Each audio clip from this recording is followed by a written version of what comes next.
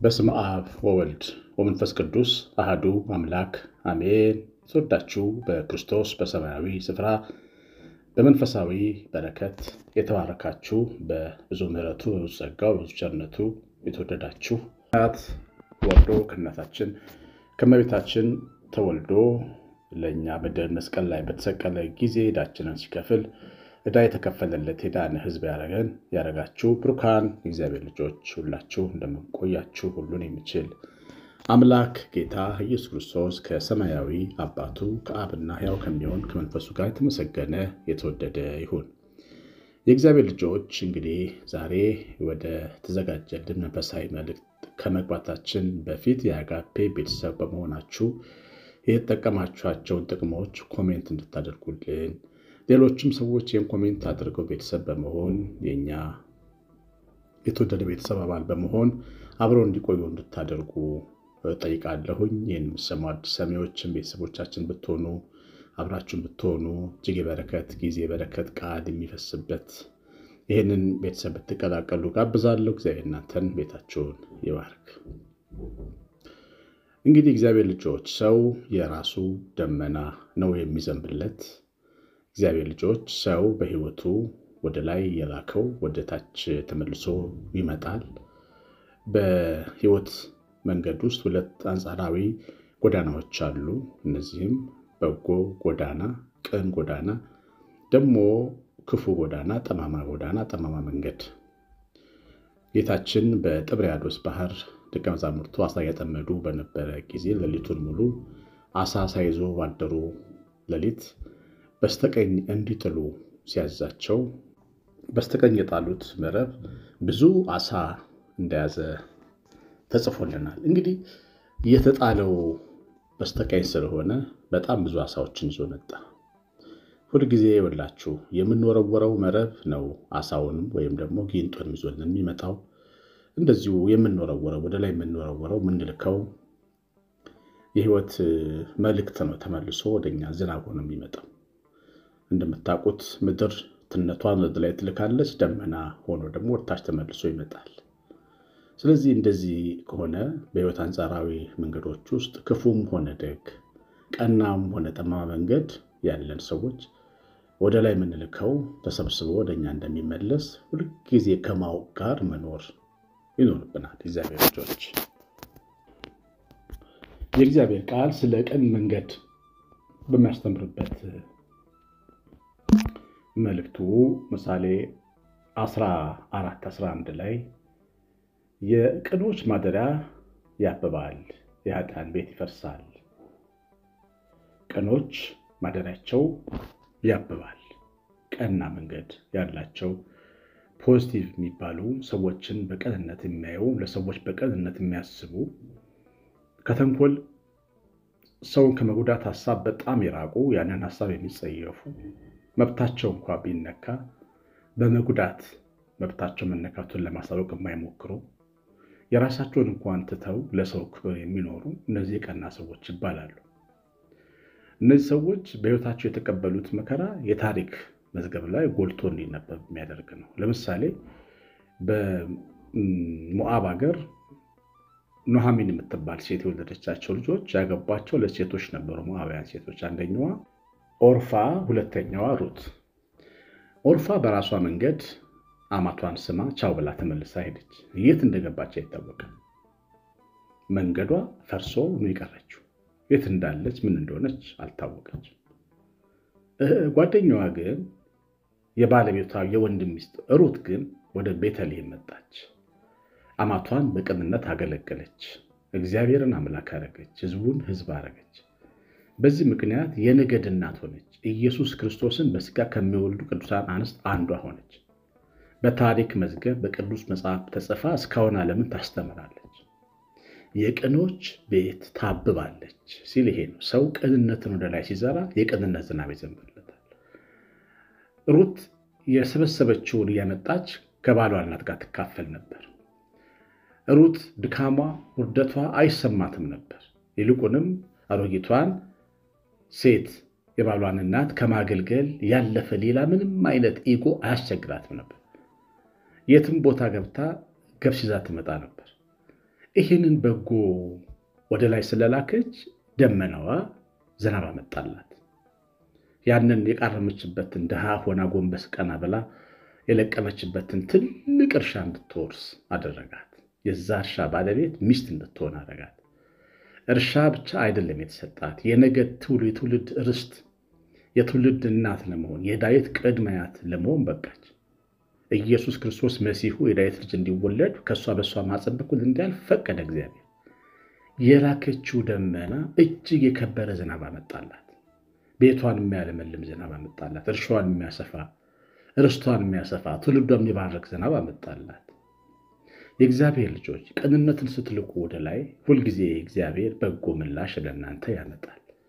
የሰው መንገድ እንዲቀና ለምትሰሩ፣ ክፉ ቃል ካፋችሁ ለማይወጣ፣ በጎም ብቻ የምትዘሩ፣ ያላችሁን የምታካፍሉ እግዚአብሔር ይህንን ደመና በጎ ዝናብ አድርጎ ያመጣላችኋል። ለሰው የምትሰሯት እያንዳንዷ በጎ ነገር ዋጋ አላት። ቀዝቃዛ ውሃ እንኳን ጌታ ኢየሱስ ክርስቶስ መድኃኒታችን እንዳስተማረን ዋጋ አላት።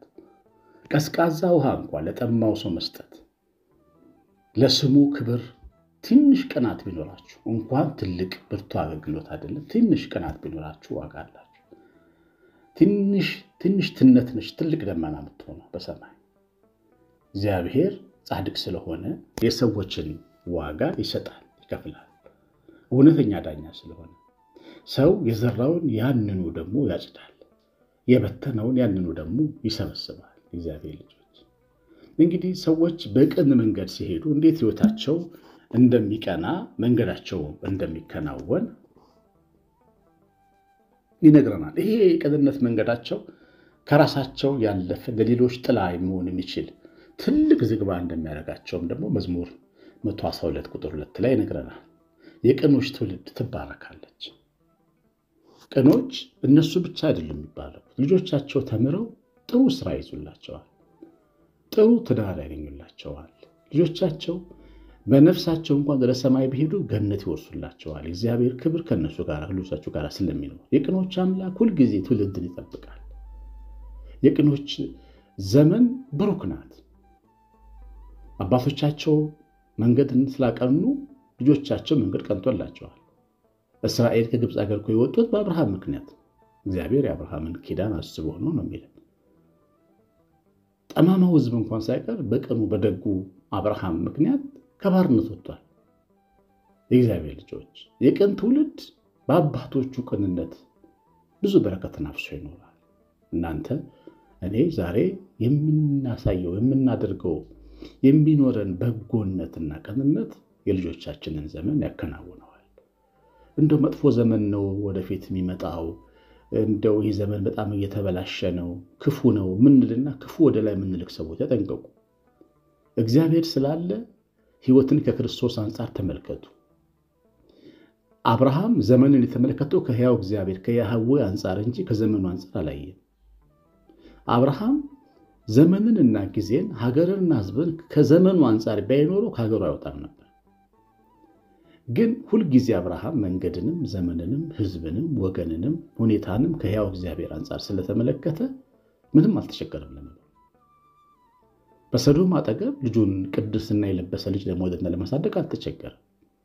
በገሞራ ከተሞች አጠገብ ተቀምጦ አሁን እኛ ዘመንን እየፈራን የምንኖር ሰዎች እንገራችሁ፣ ዘመንን ከመፍራት ይልቅ ክፉ ስራችንን እንፍራ፣ ክፉ ንግግራችንን እንፍራ፣ ክፉ ሐሳባችንን እንፍራ፣ ክፉ ምኞታችንን እንፍራ።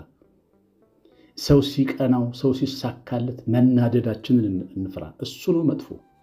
ከዘመን በላይ ውስጣችን ያለ ክፉ ነው መጥፎ። እግዚአብሔር ልጆች ምንድንፈራው እሱን መሆን አለበት። ልባችሁ ቅን ይሁን፣ ልባችሁ መንገዱ የቀና ይሁን። ለሰው ቅን ጎዳናን እንዳይነክስ እንዳይሰናከል መልካም ጎዳናን አድርገን እንለፍ። ዘመን መልካም ይሆናል። እግዚአብሔር ዘመንን ጥሩ መጥፎ የሚያደርግ የሰው ልጅ እኛ ብቻ ነው። እግዚአብሔር ልጆች ስለዚህ ሰው የትውልዱን ዘመን ሲያስብ ከሚጨነቅ ይልቅ ራሱ የሚሰራውን ስራ የሚዘራውን ዘር እያሰብ ማሰብ መቆጣጠር በደንብ መሰብሰብ አለበት። አጥፍቶም ሆነ የእውነት ንስሐ መግባት አለበት እንጂ ዘመን መጥፎ ነው እያለን የራሳችን መጥፎነት መርሳትና መገበዝ የለብንም። እግዚአብሔር ልጅ እንግዲህ ሰው ቅንነትን ሲሰራ፣ ቅንነትን ሲበትን፣ ቅንነትን ወደ ላይ ሲልክ ደመናው የበረከት ዝናብ ሆኖ ወደ ሰው ልጅ ተመልሶ ይመጣል። ክፉዎችም እንዲሁ ናቸው። ክፉዎችም ክፉ ስራቸው በሕይወታቸው በትውልዳቸው ተመልሶ ይቀጣቸዋል። ይሄ የተጻፈ እግዚአብሔር ቃል ነው። ሰናክሬም የሚባለው የአሦር ንጉሥ ብዙዎች ሀገሮችን አፍርሷል። የብዙ ሀገር ህዝቦችን ገድሏል። በትዕቢት አማልክቶቻቸውን አፍርሷል። በእርግጥ ከእግዚአብሔር በስተቀር አምላክ የለም፣ ግን እግዚአብሔርንም ሰድቧል። እንደ ሌሎች አማልክት መስሎት የዘራው የበተነው ያተነነው መጥፎ ዘር በኋላ በገዛ በወለዳቸው ልጆቹ በስለት ታርዶ እንዲገደል አደረገው። እሱ አራጅ ነበር፣ የሚያርዱ ልጆችን ወለደ። እሱ ነፋስ ዘራ፣ አውሎ ነፋስ አጨደ። ሰናክሬም የተገደለው ማዳን በማይችሉ አማልክቶቹ ቤት ተቀምጦ የገዛ ልጆቹ ናቸው የገደሉት በስለት። ክፉዎች ደመናቸው፣ ክፉ ደመናቸው፣ ጥቁር ደመናቸው፣ ጨለማ ደመናቸው ይገላቸዋል። አውሎ ነፋስ ሆኑ፣ ማዕበል ነፋስ ሆኑ ይጠርጋቸዋል፣ ይወስዳቸው። ክፋት ሁልጊዜ በየቀኑ በህይወት በሰው ዘር በየቀኑ ክፋት ስንሰራ ያቺ ክፋት ተና ዕዳ ሆና ትቀመጣለች ሰማይ ላይ። ይሄን ነው ቀን ጠብቆ ደግሞ ኃይለኛ ዝናብ ሆኖ ይመጣል። እግዚአብሔር ልጆች ከክፉ ሽሹ። እግዚአብሔር ቃል ይሄንን ነው የሚነግረን። ከክፉ ሽሹ። በክፉዎች ምክር አትሂዱ። መስጉን ነው በክፉዎች ምክር አልሄድ። ሰው ክፉዎች ሲመክሩት ቅድም እንዳልኩት ወደ መጥፎ ጨለማ፣ ወደ ከባድ የሞት ደመና ነው ይዞት የሚሄዱት። ዕዳ እንዲሰበስብ የዕዳ አገልጋይ እንዲሆን ነው የሚያደርጉት። ከክፉዎች ምክር መራቅ ያስፈልጋል። እግዚአብሔር ቀን ጠብቆ የክፉዎችን ጥርስ ይሰብራል ይላል። ሳቃቸው ከንቱ ለቅሶ እንባ ወደ መሆን ይቀየራል። ግድያቸው ንክሻቸው ከንቱ ሆኖ ይቀራል። አቅም አልባ ሆነው ተዋርደው የሚቀሩ ከንቱ ሆነው ነው የሚቀሩት ክፉዎች። መዝሙር 3:7 አንብቡ። እግዚአብሔር የክፉዎችን ጥርስ ይሰብራል ይላል። ገዳይ ቢመስሉ፣ ኃያል ቢመስሉ፣ ብርቱ ቢመስሉ፣ ባለዘመን ቢመስሉ፣ ክፉዎች ግን ምንጊዜም ጥርሳቸው መሰበሩ አይቀርም።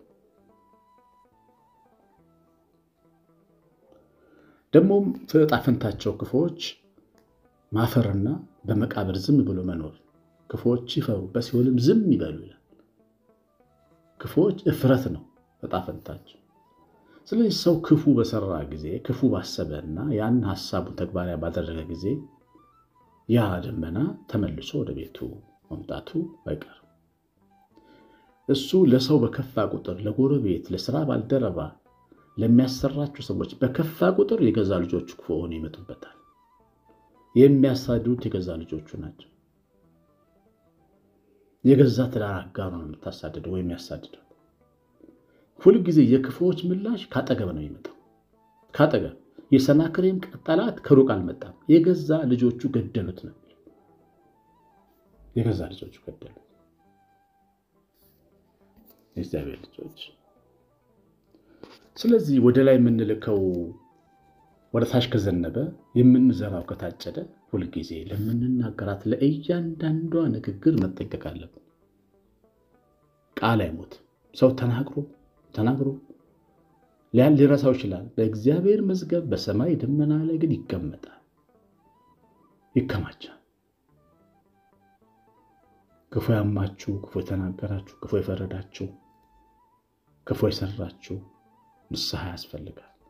የክርስቶስ ደም ኃጢአትን እንዲያጥብ ያን ደመና ንፋስ ሆኖ እንዲጠርግና እንዲወስደው ካላልን በስተቀር የክፉ ዘራችን ውጤት ቀን ጠብቆ መምጣቱ አይቀርም። ትናንት የሰሩት አባቶቻችን ክፋት ይህን ትውልድ ምን ያህል ዋጋ ያስከፈለው እንደሆነ ሁላችሁም ታያላችሁ። ዛሬ የምንሰራው ምንተው በጎም ሆነ ክፉ የሚቀጥለው ትውልድ መረበሹ አይቀርም። ስለዚህ ደመና ሆኖ የሚዘንብ ከሆነ በእውነት መልካሙን ወደ ላይ መላክ ይገባል። የሰማኑን በልቦናችን ይጻፍ። መንፈስ ቅዱስ ይባርካችሁ፣ በክፉ ይጠብቃችሁ። የአምላክ የአባቶቻችን አምላክ እግዚአብሔር ሁላችንን ጠብቆ በሕይወት በጤና ይህን ጊዜ ስለሰጠን እናመሰግነዋለን። የእናታችን ቤታችን ረድኤት በረከት የመላት ጥበቃ አብሮን ይሁን። ቀሲስ አሸናፊ ገብረማርያም ነኝ። ትምህርቱ ላይ ኮሜንት አድርጉ። ቅድም እንዳልኳችሁ ቤተሰብ በመሆናችሁ አጋፔ የተጠቀማችሁትን ጥቅም፣ በትምህርቱ የታነጻችሁበትን መታነጽ ኮሜንት አድርጉ። ብዙዎች ያነበቡ ይታነጻሉ። እግዚአብሔር ባርካችሁ፣ ፊቱን ያብራላችሁ። ቀሲስ አሸናፊ ገብረማርያም ነኝ። ሰላም